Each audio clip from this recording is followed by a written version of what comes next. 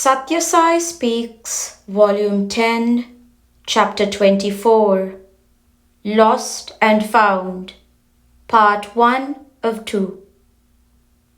The two Pandits who spoke now elaborated on the path of bhakti in words that were sweet and inspiring, quoting the experiences of Gargi, Maitreyi, Janaka, and Nachiketas, and pouring out the nectar of Upanishadic thought on the beauty of the divine form and the delicious charm of that divine name.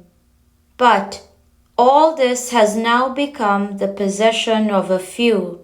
Scholars and pious personages are themselves, by their conduct, belying their professions of the validity of what they proclaim as true. Faith in God is declining more as a result of the hypocrisy of the pious than the apostasy of the impious. We are now face to face with the crisis of the failure of faith. So believers like you have to demonstrate by your courage and conviction that faith in God can be genuine and beneficial. The Prashanti Vidwan Mahasabha has been assigned this mission of watering the roots of faith and reviving drooping spirits by example and, to a lesser extent, by precept. The Bhagavad Gita describes the delusion that the mind of man contrives to confound him with and says that it is well nigh invincible. Pandit Somasekara Shastri confessed that in spite of all his mastery of abstruse Vedantic dialectics, he found the task impossible, and so he advised that you should resort to the path of bhakti, or dedication and devotion. He said that the most effective prescription for controlling the wayward mind was to tie it to the lotus feet of the Lord. Then, he said, all its freakishness, panic, and agitation will stop. Man is born with inherited twists and turns. What then is the method by which you can bind this wild elephant to the feet of God? The heavy tomes comprising the scriptures of all faiths and systems proclaim the answer in just 2 words: know thyself. Every schoolboy today knows about the sun, the moon, the stars, about the outermost regions of space, but not even the most encyclopedic scholar knows the answer to the very elementary question, who am I? I is the most frequently used word. It reoccurs many times a second in conversation. I said, I saw, I went, I heard. I have this. I am king. I am riot. I am a child. I am a pandit.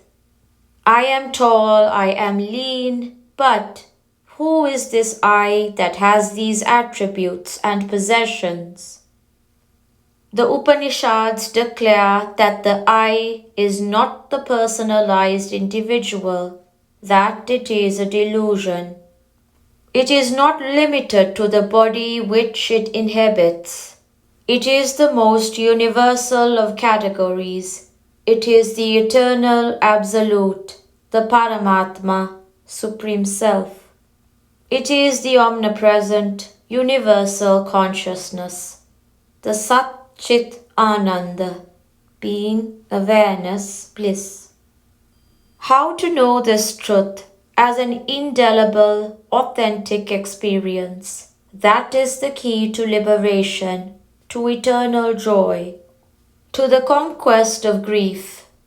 The trouble is, man is shaped into a basically incompetent individual by the activities of many lives. He is born with inherited twists and turns, knots and nays. Only faith and steady practice can overcome this handicap. He is burdened with the delusion that the true is the false, that the temporary is eternal. Long identification has trained him, so he has to be re-educated into the right vision. The truest thing, the fact that persists unchanged, this is the I itself. All else is unreal, appearing as real. You may ask, how can this be true? I grow, I am healthy once, I fall ill, I grow old. But in and through all the growth and decay, the I persists. I slept nicely, you say, after the sleep experience, when you were not aware of the body, the senses, or even the mind, to speak nothing of the external world. 3 desires which man cannot escape. There are 3 desires which every I cannot escape from. I must live is the first. The will to live is overpowering and paramount. This is the urge for immortality. The desire to know is the second. This too is an unquenchable thirst, and it is an indication of the omniscience, of which the I is the inheritor. The desire for joy is the third, prompting man behind the senses into the outer world for pleasures. This evidence shows that deep in the core of the I, there is a spring of Ananda which seeks its mate and its fulfillment. When we speak of the yard of cloth, the liter of honey, the food or yard, these are first fixed, and then the measure or length is interpreted in terms of the already determined standard, isn't it? So too, the I is Sat, immortal existence, Chit, universal knowledge, and Ananda, absolute bliss. Individuals are measured and weighed according to the approximation of each to the standard of the universal I.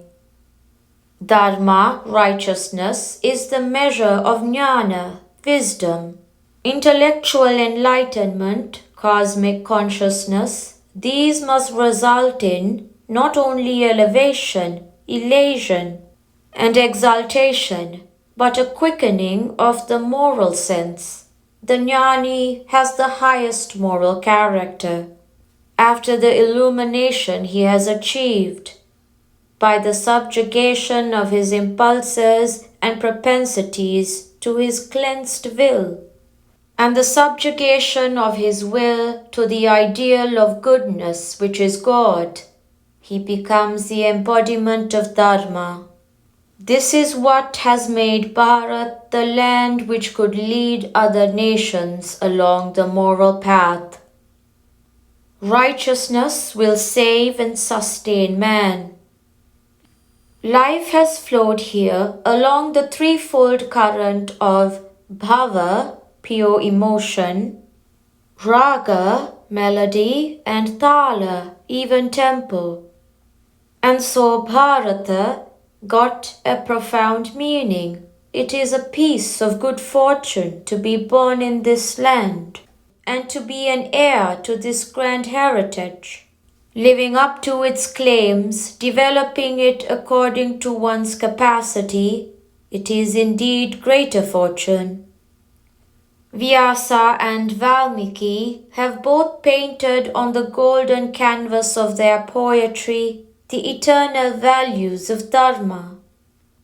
Vyasa has drawn the picture of the Pandava brothers, hunted, tortured, persecuted, exiled, impoverished, humiliated, but yet unbroken, because they relied on righteousness, emerging triumphantly at the end through the grace of God, which is the reward. Valmiki too has depicted Rama bearing with perfect equanimity the different phases of fortune, carrying the torch of Dharma with its flame unquenched even in the wildest storm. Dharmo rakshati rakshita. Be right, righteousness will save you. This is the refrain of the Mahabharata of Vyasa and the Ramayana of Valmiki. Practice it loyally. It will save you, sustain you, strengthen you. In the Bhagavad Gita, you will find Krishna asking Arjuna to offer me, surrender to me, leave everything to me. This me is no other than the I, that is the God within everyone, the I which makes everyone declare, I shall do this, I own this, etc. The I that prompts the amoeba and the avatar into activity. I makes the tiger feel I am hungry, I must seek prey. It makes the eagle soar high so that it may spy its meat down below. It makes the banyan tree spread wide so that it may get more of sunlight onto its leaves. It makes the jasmine creeper cling to the tree so that it may not drag on to the ground and be denied the caressing wind and the warming sun. That I can never grow weak, or fall ill, or falter. It is the Sat Chit Ananda. It is eternal everywhere. End of part 1 of 2. Dashara, Prashanti Nilayam, October 5th, 1970.